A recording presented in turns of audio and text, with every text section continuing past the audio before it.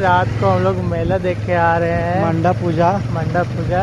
एक आदमी देखो भोसड़ी वाला कैसे गाड़ी चला रहा है किस टाइप से। अब देखिए मजबूरी क्या हो रह सकता है इसको। लगता है इसका गाड़ी पंचर हो गया है। पंचर हो गया है या तो इसका पिछवाड़ा में कुछ हो गया है। चलिए पूछते हैं अभी जाके।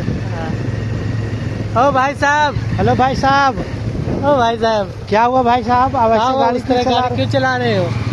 हेलो अरे बताइए जी।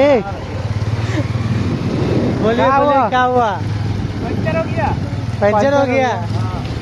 कहाँ गए थे इतना रात को? लड़की से मिलने गए थे। इतना रात को लड़की से मिलने जाते हो?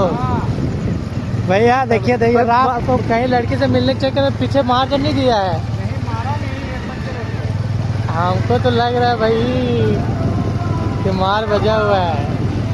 रात को कौन जाता है लड़के से मिलने बताइए?